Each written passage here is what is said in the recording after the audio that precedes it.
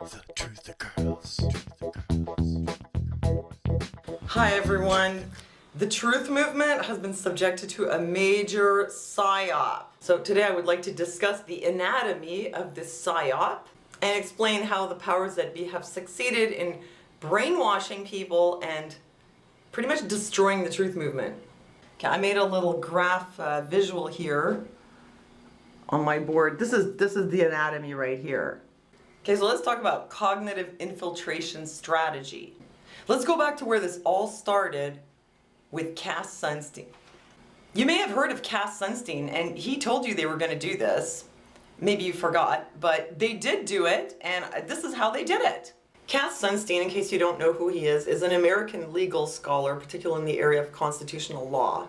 He was also the administrator of the White House Office of Information and Regulatory Affairs under the Obama administration. In 2008, he published a paper called Conspiracy Theories, which basically posed the question of what to do about conspiracy theorists. He said various policy dilemmas, such as the question whether it is better for the government to rebut conspiracy theories or to ignore them, are explored in this light. This paper came more into the public eye in 2012 after Cass Sunstein gave a lecture at NYU Law School and was later confronted by Luke Radowski on the contents of this paper, which included strategies for cognitive infiltration of conspiracy groups. Yes, Sunstein had a plan for how the government could infiltrate the truth movement, and this plan included flooding the internet with disinformation by, number one, infiltrating chat rooms and the internet, and two, spreading information that would cast doubt on truthers' claims. Now, how were they going to do this? I guess they would have two options. A, they could make a really good case for the official story, or B, they could destroy the credibility of the alternative side. I say they went for option B. How to destroy credibility. Number one, insert some really out there claims that some people might actually believe there were no planes on 9/11. It was all CGI. And then the next thing that came after that was the idea that there were crisis actors being used. And you know, the first time that this came up was in connection with 9/11. There was a guy who said that many people who supposedly were in the 9/11 were not really there, and that they were actually hired actors, and that he had proof of this because he saw that they looked like other people who were actually actors. Okay, from the 9/11 crisis actors, this extended to actors being used on the news. Now, I know that the news sometimes lies for the purposes of war propaganda, but this was as in hiring actors to fake being victims of things like home invasions or kidnappings. They were all just faking. This served the purpose of discrediting the mainstream news. Okay, now that you're feeling nice and paranoid about the mainstream news, let's start discrediting the alternative news. Enter the idea that actors or celebrities are doubles of each other or of people in the alternative media. And this served to discredit bloggers. I'm talking here about the claims such as the one even that involved me, which was that I am actually not only Sarah Palin, but also Tina Fey. Like, I am three people, or I play the role of three people, which obviously being myself I know is not true, so this kind of tipped me off. This kind of thing gained a lot of popularity and served to really smear a lot of people in the alternative media, especially people who are really talking truth. I've said it once and I'll say it a million times. I'm not Sarah Palin. But thanks for thinking I could be Miss Alaska. Okay, from there we move to actors faking disasters. As in, now when some disaster happens somewhere, whether it's man-made or natural, people think that nobody got hurt, they were all just faking. And what this actually does is serves to discredit yourself, because there are many witnesses to these events, and it makes the people who say it never happened just look completely crazy. So you see, it moved from casting doubt on the news to casting doubt on the alternative media to casting doubt on you and your own credibility. The people who are actually relaying this information. Now they're under suspicion. And then it moved to hoax.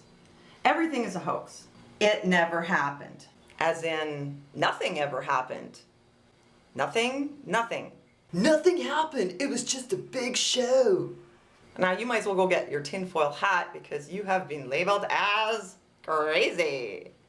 And from there, the descent was steep, straight down into the earth is flat. Now, you have gone back to the Middle Ages. Now, keep in mind that they did this on purpose, and not all the people who believe these things are actually stupid. In fact, my husband has believed a lot of it, and I even myself at times have believed some of it. Because this was introduced very slowly, people slowly adjusted to their new idea of what reality is. But this reality was promoted probably by the agents who had infiltrated the internet with the goal of totally destroying the credibility of the alternative side, as Cass Sunstein had said. Okay, this was the approach taken for the truther crowd, but they had strategies for the mainstream non-truther crowd as well, for them to lose confidence in the alternative media. So as the truthers were going through all these hoax articles that things never really happened, for the mainstream and the internet in general, there was a proliferation of hoax news sites. I heard 90% of the chicken in America is rat meat from China. I'm talking about hoax news sites which publish completely fake articles, but they're articles that aren't particularly funny. It's like they're just publishing straight up lies, but I guess their disclaimer is that all we do is lie, so don't believe anything we read. However, a lot of people can't tell which sites are telling lies, which sites are telling truth. So what happens is people end up reposting them on their own blogs and websites, and people start sharing this on Facebook. So what they have done is they have succeeded in their strategy to discredit, destroy, and cause a loss of interest. I don't know what to believe anymore. Why bother? I think I'm gonna go do some scrapbooking. So I'm pretty sure that this is the anatomy of their cognitive infiltration strategy, PSYOP, that they have used. Information that will cast doubt on truthers' claims, and isn't that exactly what they've done? Not that they came out and said, oh, well, you know, let's push the official story more until people believe it. No. They went completely through the back door. They've made everyone look totally nuts, and nobody believes it. And you know, this was really, really successful for what it was.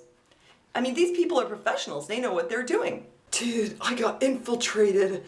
I've never felt so violated in my life. And this is why I say keep an open mind, but not so open that your brain falls out. So what do we do now? You know, you've got to be careful. Don't jump on the bandwagon.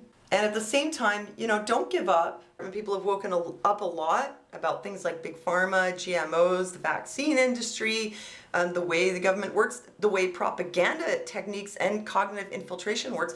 We've made a lot of progress. We're a lot less naive than we used to be. And what are we going to do with that information? Well, hopefully not descend into deep paranoia, but somehow make the world a better place. Bring the troops home, say no to GMO, and buy local. And for goodness sake, say no to drugs. So let me know what you think. Thanks for giving me a thumbs up. Thanks for listening to me, and I'll see you next time.